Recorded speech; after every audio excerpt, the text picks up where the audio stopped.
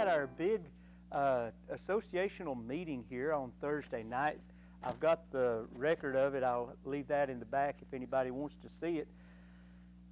There was a pastor that spoke there that I think he was kind of talking to me. He said, you know, sometimes there's pastors that'll stand up and say, well, God hadn't given me anything to say, so I don't have nothing to say. And he said, right here. Yep. It's right here. You've got something to say. And you need to be instant, and you need to be ready. That kind of got me as I was looking at the lesson today, because it's like, God, this isn't saying much. It's kind of a review of what happened to Joseph after he was imprisoned and interpreted the dreams. What am I supposed to get out of that? Well, sometimes I'm supposed to get something out of it. Sometimes I'm just supposed to shut up and talk. So today, usually about halfway through the lesson is when I start getting things out of it anyway. So I'm going to start telling you what the good Lord showed me this week, and we'll see where we end up. Some of the times that I've stood up here and started talking, thinking, God, there is absolutely nothing I have to say today, were some of the most learning times for myself, and I praise God for that. So I'm just going to leave this in the Lord's hands, and we're just going to jump into the lesson here today. Our lesson is in Genesis chapter 39. Now, it's talking about Joseph. And Joseph, this is after he had been sold by his family. This was after he had been taken into Potiphar's house. This was after Potiphar's wife had made advances towards him, which he shunned, and she got embarrassed and accused him. And this is after he was put into Potiphar's prison. Okay, so he's in the prison, and Potiphar, here we go. Starting out in verse 21 of chapter 39. But the Lord was with Joseph and showed him mercy and gave him favor in the sight of the keeper of the prison. So the Lord, as we see right there, small caps, that is God himself, Yahweh, the covenant name of God to the Hebrew nation. God himself was with Joseph.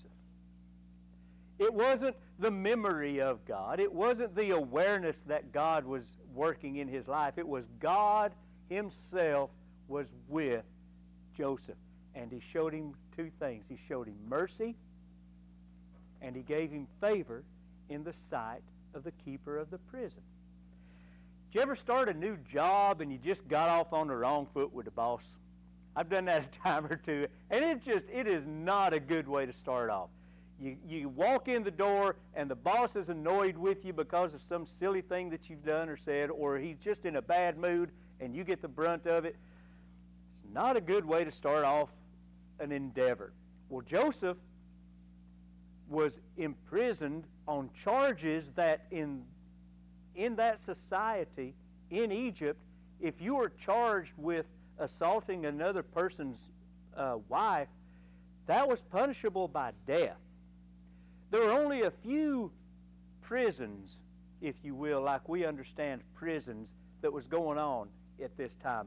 Usually, if you did something bad, if it was against a noble or a royal or somebody with a position, you just got killed or banished. You know, they did away with you, or they killed you. Usually a prison was kind of a holding area while they were trying to decide what to do with you. Now, in the case of Joseph, that's where he went. He went to a holding area. It's translated prison, but I don't think it's a prison like you would think about it in the basement of a castle and the chains and the dragon over here in the corner. I don't think it was like that. The way that the Bible describes it here and the way that it's kind of understood, it was a holding area. It's more like being on house arrest. And this is where the king's folks went, if like the butler and the baker that we're going to see here in a minute. They would go to this place, and they would await trial, if you will, or await their sentence in this place. And that's kind of what was going on with Joseph. Joseph had been accused by Potiphar's wife of attempted rape. That was punishable by death. Potiphar decided that that's not what he was going to do. He was going to imprison him instead.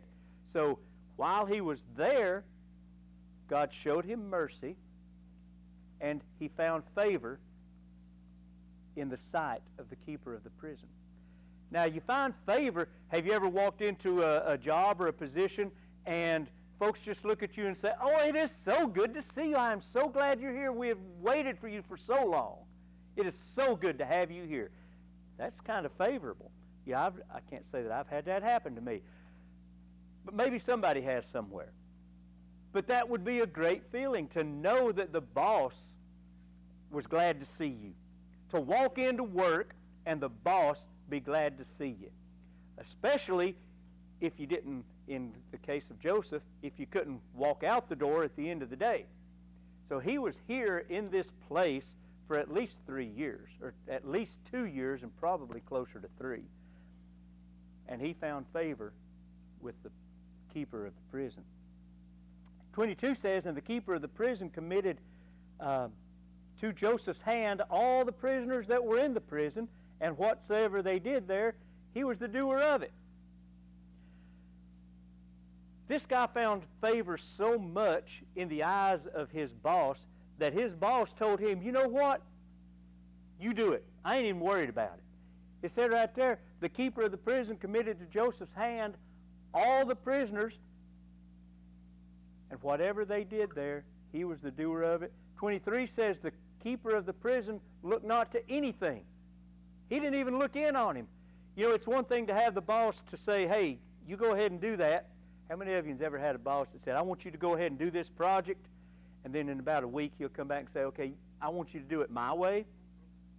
I know that you're doing it, and I see it getting done, but that's not the way I would have done it, and I want you to do it my way." And you're like, "Well, why didn't you just do it yourself?" But Joseph had free hand. He had free reign, and God gave him that favor in the eyes of the keeper, that the keeper didn't worry about him. He just let him go. He had his own reign of the prison, and he took care of it. All right? So he was the doer of it, it says in 22. The keeper of the prison looked not to anything that was under his hand, because the Lord was with him. If you got God with you, kind of gets people off of you. If you're doing the Lord's work, he's going to clear the way for you to do his work. If God puts you somewhere, he's going to open up the doors for you to be there.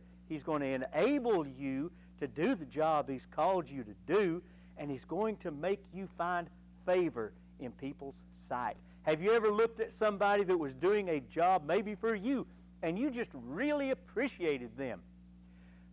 Maybe you could just look at this person and say, "That's a godly woman, that's a godly man, and I am just so glad that they are here." You know, today, in our world, where the Spirit of God lives within us, the Holy Spirit is living in each and every Christian today, indwells them at the time of their salvation. The Bible tells us that our spirits commune with each other. You see a Christian in the grocery store that you've never met in your life, your spirit knows the spirit of that person. I challenge you to prove me wrong. The Spirit in you also knows the evil spirits. Have you ever seen anybody? I'll tell my kids this. If you're walking down the hallway at school and you see this kid and you just get an eerie feeling about that kid, stay away from that kid. Because that's that spirit that is talking to your spirit, and your spirit is warning you, don't go near that. In the day of Joseph, the Spirit of God did not dwell in everyone. The Spirit came upon the prophets. The Spirit was around individuals. You know, it dwelled for a time with King Saul, and then it withdrew from him and was given to King David. But it was not, everybody didn't get that. You know, the prophets got it once in a while when they needed to prophesy. The judges, the Spirit of the Lord came upon Samson. The Spirit of the Lord came upon Isaiah. the Spirit of the Lord came upon. You see that over and over as a theme in the Old Testament, talking in the prophets, or the Spirit of the Lord was with him. Here, it's kind of an interesting thing where it says the Lord was with Joseph. Now, it doesn't say that the Spirit of the Lord came upon him. It just says the Lord was with him. Kind of like the Lord was with Abraham. The Lord was with certain people to watch over them. And although the Spirit, and this is hard for us to understand, it's hard for me to grasp, that even though the Spirit of God was not in them, the Lord was still watching over them. I guess the closest I could get to that today would be if we're praying for one of our lost kids and we know that child is lost. We know the Spirit of God does not dwell within them, but we ask God to take care of them anyway. God, I know that one's not yours yet, but please take care of her. I guess that would be sort of like God taking control of some of the kings in the Bible and having them do His will anyway, impressing upon them the wisdom to do things the way that God wanted it done. You know, just because we are not a child of God doesn't mean that God can't use us to do great things and get the glory of it Himself. Verse 23, we're still on that one. The keeper of the prison didn't worry about anything that Joseph did because the Lord was with him, and that which he did, the Lord made it to prosper. That which Joseph did, God made that to prosper. Now Joseph, if you'll remember, Joseph was not in the best of situations. Yes, he was in prison. Before that, he was a slave. Before that, his own brothers sold him off into a caravan heading towards Egypt. If anybody has had that kind of luck in your life, I'm sorry. But as you can see here, God is still in control. I talk to kids all the time at school who are in the system, if you will. They've been dealt a rough hand. And to be blunt, it sucks. I tell my kids, I teach ROTC at the high school. I tell the kids, sometimes it sucks, but you have to embrace that. I've got a T-shirt one of them found me that says, "Embrace the suck." Just take the suck, embrace it, love on it, and do the best you can there. Whatever state I am in, therewith to be content. Didn't one of the old preachers say that somewhere in the Bible? Exactly. Whatever state that you are in, be content. That's not saying, okay. I'm reminded again, Gunsmoke. There's an episode of Gunsmoke. You remember what Gunsmoke is, don't you, Becky? Are you old enough to? Okay, she loves. Okay, so we're all good. Lynn doesn't know, but that's okay. Judy will teach her. There's an episode where Matt Dillon comes across this wagon that's got a wheel broken on it, and the family is just sitting there laid out under the wagon. The daddy's laid under the wagon, and the mama's kind of sitting over here to the side. The old boy is laid over here under a tree. Oh, this family is born under a black cloud, he said. We ain't got no luck but bad. And Matthew says, hey, why don't you just fix the wagon wheel? It'd just break again.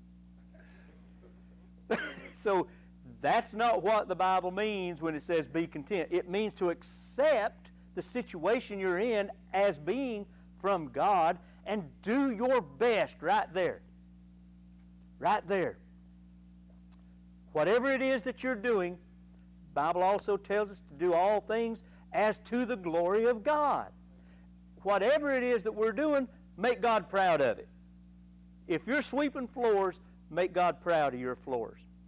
If you're scrubbing toilets, make God proud of your toilet. If you are doing something that seems menial to the world, make God proud of that menial thing that you are doing. And He will exalt you for that. Doesn't the Bible also say that He resists the proud? But what does He do to the humble? He raises them up, right? Exalts the humble. You can be proud of yourself, or you can have God be proud of you. You can brag on yourself, or have God brag on you. I don't know about you, but I'd rather have God brag on me. The Lord made it to prosper, is what it said right there. Let's move on and look at the next verse here. Verses 5 through 8 of Genesis 40. And they dreamed a dream, both of them. Now, who are we talking about here? All right, let's back up a little bit. While Joseph is here, all right, Pharaoh had a head butler, his cupbearer, and his chef, or baker. I don't know that the baker really would. I don't know that a Pharaoh would have a baker. I could see a king having a chef. I could see a king having a Mindy, but I couldn't see the king having just a baker. You know, that's somebody that makes a donuts. So I think what we're looking at is the chief chef in the king's kitchen and the chief butler in the king's court, the one that literally hands the man his drink, the cupbearer. He's a responsible individual. Not only is he responsible to give the king a clean cup with good stuff in it, a lot of times he had to taste it to make sure it wasn't poisoned. He was trusted. Exactly. You got to taste it to make sure it's not poisoned, right? So that's what he was. He was a high position. So was the chef.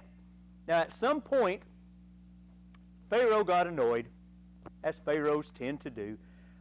We were studying about Esther and how the king in Esther's time, he got annoyed. Wife did something he didn't like. He got annoyed. And anytime he would get annoyed, things were bad for people. I can see Pharaoh doing the same thing. He got annoyed, and the chief butler and the chief chef ended up in Potiphar's prison. They weren't there to be punished necessarily, like I said before. They were awaiting the king's decision. Well, while they were there, they dreamed a dream. Now, picking up in verse 5. They dreamed a dream, both of them. Each man his dream in one night. Each man according to the interpretation of his dream. The butler and the baker of the king of Egypt, which were bound in the prison. So, dreams and visions and things of those nature were very highly revered in this culture that we're looking at today. God revealed in the Old Testament and even in the New Testament to Mary and Joseph in dreams. God would reveal his plans. He would reveal his will for their life. And the visions that God would send, remember the writing on the wall. That was to a was it Nebuchadnezzar? The writing on the wall. Anyway, he would use things to get your attention. In Egypt, they had a whole sect of people, the magicians and the soothsayers and those with familiar spirits that would interpret dreams and tell what the dreams meant. There was a whole political party, if you will, a cabinet of dream interpretations. They would write books about what this means or that means. I think if you looked at Books A Million, you could still find books about what your dreams mean.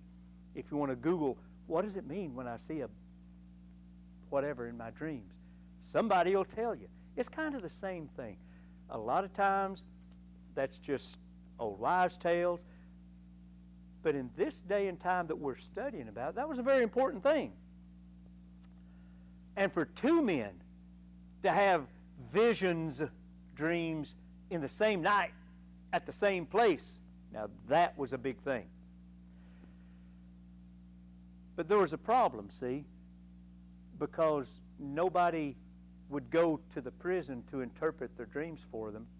They didn't have the connections to reach out and say, hey, I'd like for the ministry of the dream interpreters to come and tell me what my dreams meant. Well, what happened was Joseph had been given charge by the keeper of the prison to, this fly is incredible. Do you see that? It's like almost flew in my mouth 3 times. I promise I didn't bring it with me. Which were bound in prison. They were there, and Joseph was kind of said, keep a good eye on these two. These guys literally work for the king. We're going to take care of them while they're here. If they're found guilty, okay. But if they're found innocent, hey, we've got a friend in the king's court.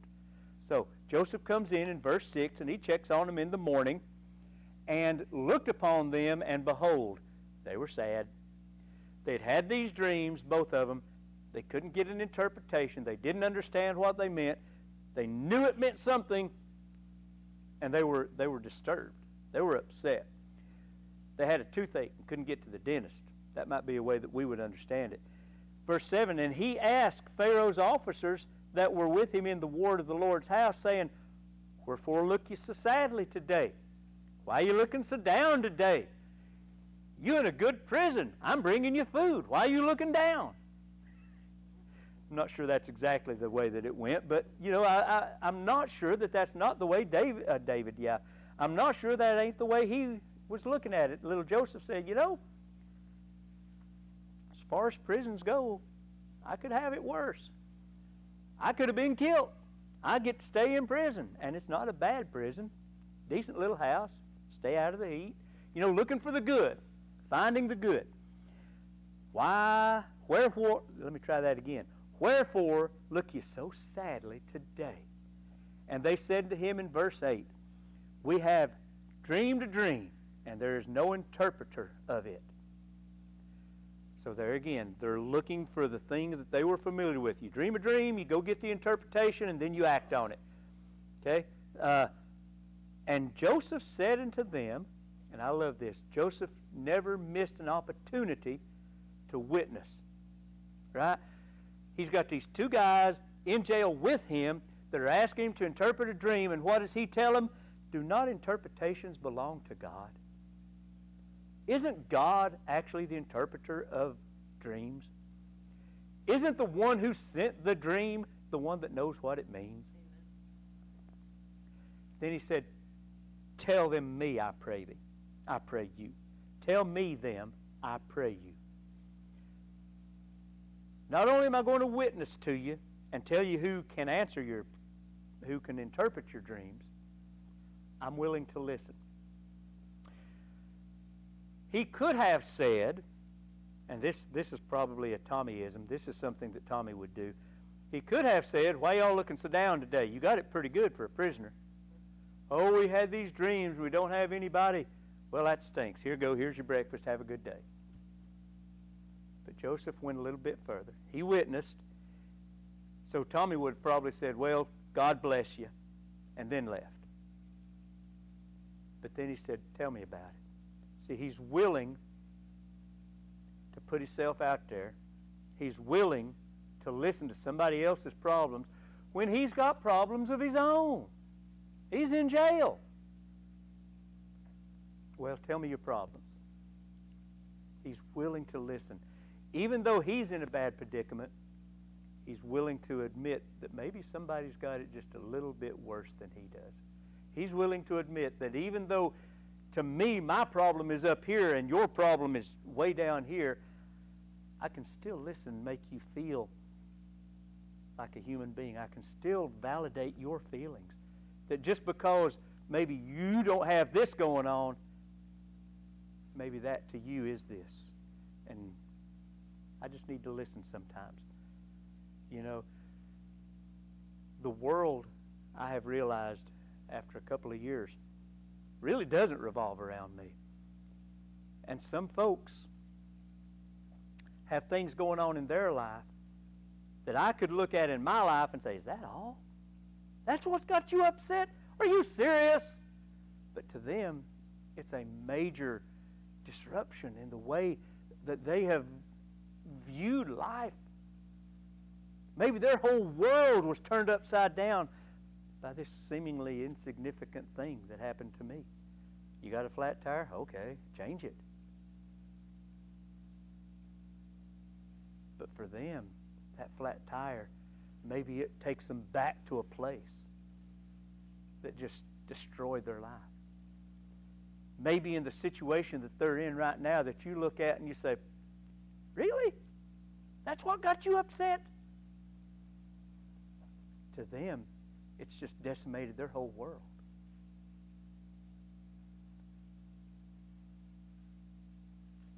Let's move on and see what God does with this. Tell me them, I pray. Yes, ma'am. Please. That was a really good example, I think, that you used as far as listening to people. That's a way for us to show compassion and caring and Jesus' love. And Mm-hmm. I think that's where your witness turns into ministry. Ooh, I like that. Because Joseph started out by witnessing, and then goes into ministry by listening and not trying to fix a problem necessarily, but encouraging. Well, he didn't encourage the guy. He told him the truth anyway. But so I think that that's a really practical thing that happens to us daily, and if we are looking for it, those opportunities are always there. Always there.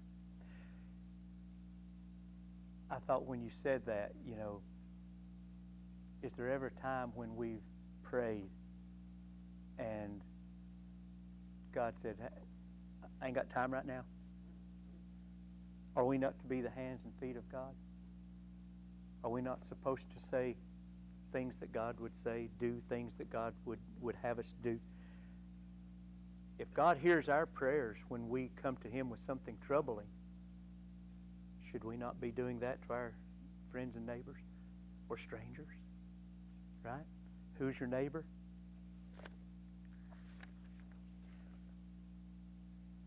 So, what happened next was, between this and the next verses we're going to look at, like Mindy had said, they told what was going on. And David, they told, why do I keep going back to David? They told Joseph what their dreams were, and Joseph interpreted those dreams by what God had laid on his heart that was the truth. To the cupbearer, he said, yeah, in 3 days, the king is going to lift up your head and you are going to be exalted back to your position. And when you do, don't forget me. Don't forget the one who told you this dream interpretation, okay? God interpreted it, but I told you. Don't forget that. And then he told the baker, yeah, in 3 days, the king is going to lift up your head as well, but it's going to be in a noose. So you're going to be killed. But at least he knew what was coming. 2 years go by. The butler has been returned to the king. The baker has been 2 years in the grave. And Pharaoh had a dream. Pharaoh had a dream, and it was a big dream. In my understanding of this, it was a big thing because it was the first for him. I don't know that he had a bunch of dreams. Maybe he had dreams that the folks could interpret, but this dream, his ministry of dream reconciliation could not interpret his dreams. They couldn't tell him what was going on. I'm absolutely 100% convinced that God confused them. That God said, nope, you don't get it, do you? And they said, no, I don't get it. Because God didn't reveal it to them. And I am convinced as well that just as God can enlighten you and make things clear to you, He can confuse you on things. He can make you not understand. Especially, doesn't the Bible tell us that salvation is kind of confusing to the smart, but the simple actually get it? If you try to make it about you, you miss it. If you try to understand with your own understanding, what's the book say? There's a way that seems right to man. Oh, that seems right. But the way, the end thereof is death, destruction. It's just bad. ministry of dream reconciliation. I just made that up. They couldn't answer. They couldn't answer what the Pharaoh's dream was. The cupbearer just happened to be around when Pharaoh was probably fussing at the ministry because they couldn't do it. They couldn't answer. They couldn't give him an answer for what his dreams meant. The cupbearer did something that was kind of dangerous. In verse 9, he says, you know, Pharaoh, I was thinking about 2 years ago when you put me and the butler, me and the baker in prison because we had annoyed you. You remember that, Pharaoh? The man who can have me killed right now because you're still annoyed with me? You remember when we did that to you?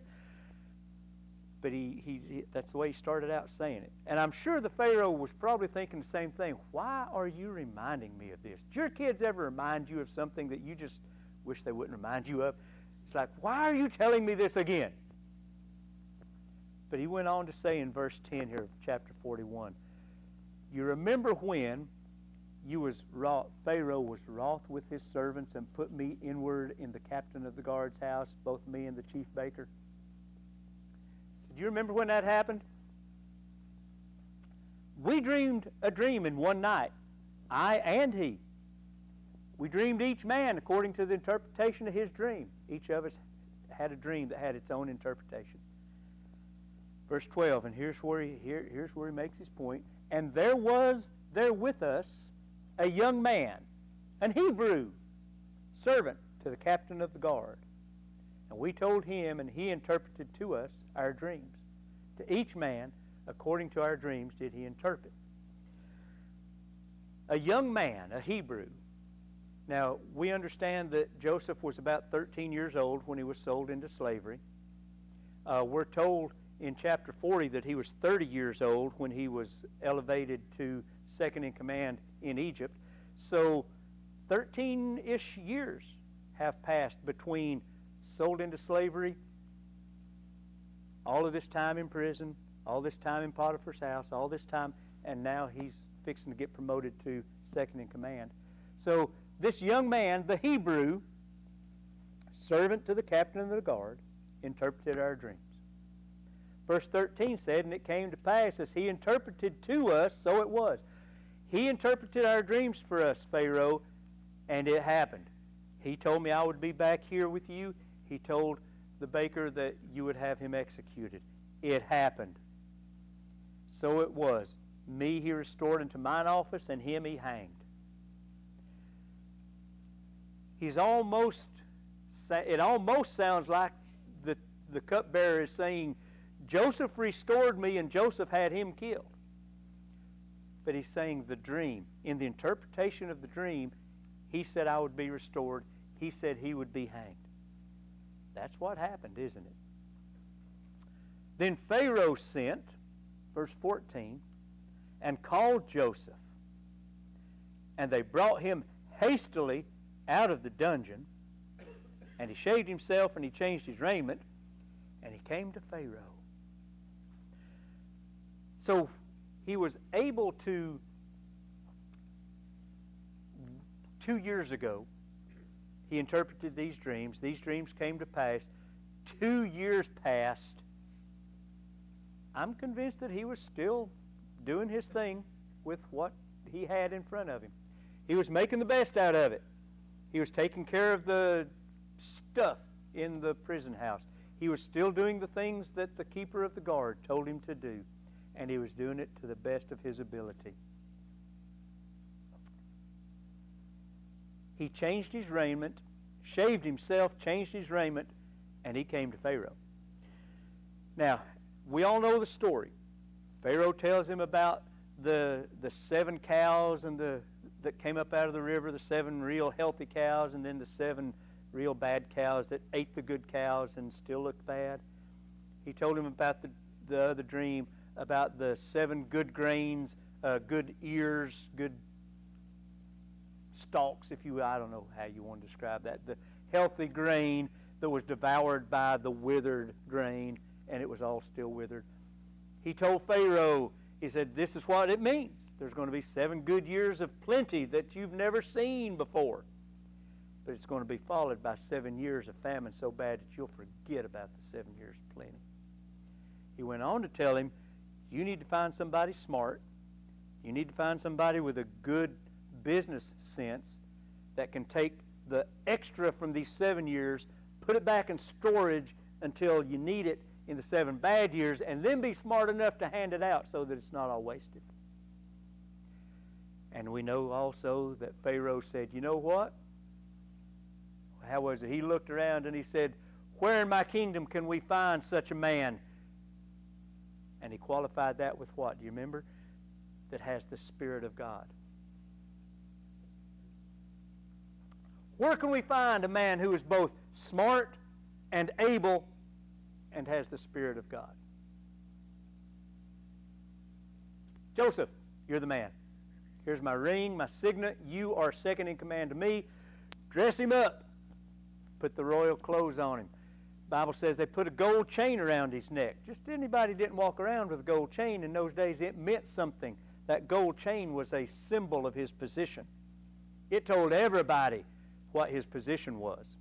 And just in case they missed it, he got his own chariot, rode with Pharaoh through Egypt, and somebody was crying out, notice, look what's going on.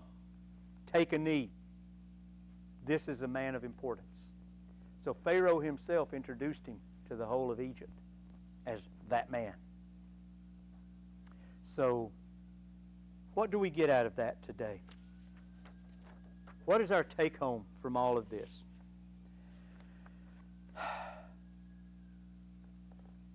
I think to each of us, God has spoken today. Ma'am?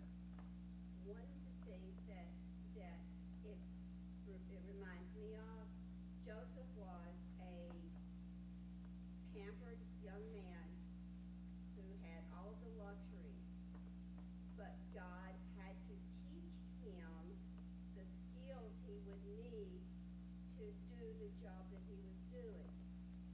When he experienced the difficulties and was hardened in Potiphar's house, what did he do?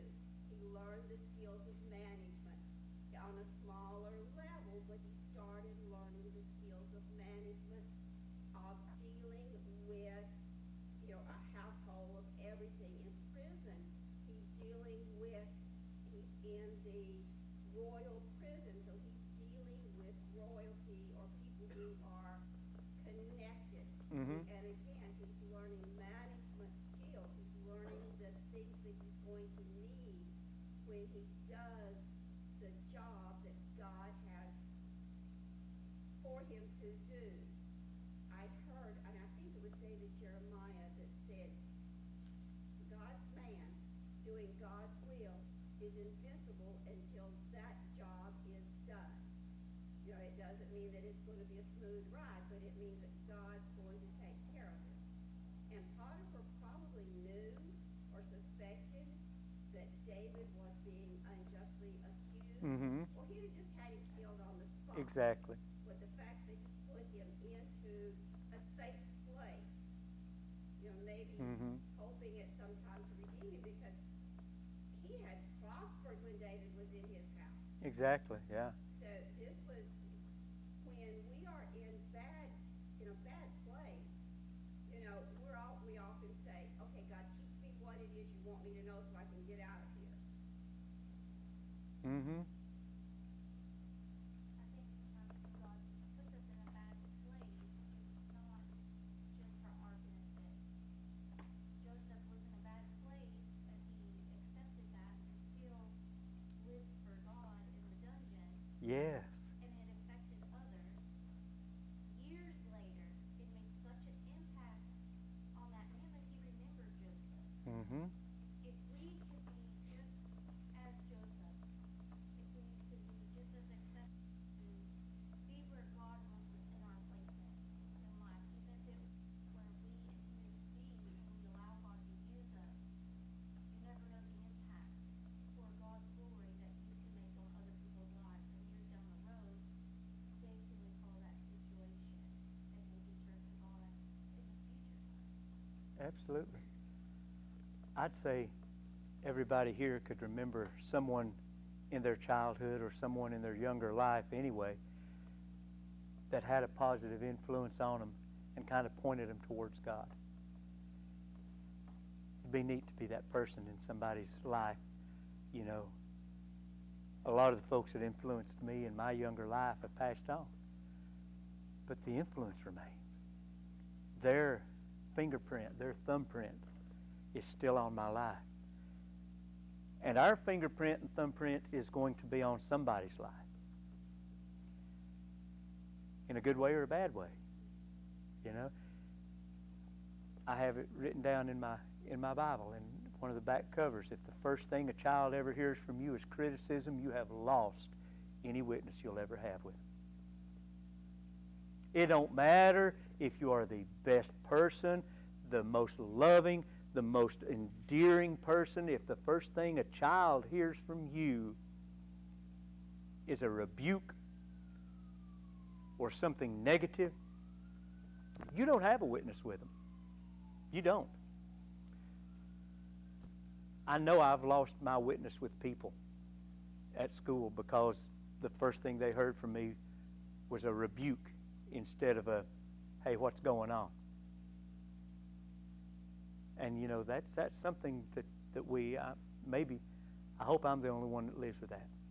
I hope that every child that you've ever come in contact with will remember you for the positive influence that you've been to them. Don't you think that works with adults too, though? Don't you Of think course. that anybody that we meet, Of course. you know, that first impression is hard to get over. Mm-hmm. You know, I like the way Joseph, it didn't matter if he was in prison talking to somebody or if he's talking to the king, he still knew his perspective was God. Exactly. And he Yes. was the same witness. You know, we need to learn that no matter who we're talking to, if God gives us time, tells us to witness Mhm. somebody, we need to step up to the plate and be what God needs us to be. Exactly. Does not interpretation belong to God? Anybody else? I love this part. Y'all get to teach me. Okay, I appreciate y'all being here, and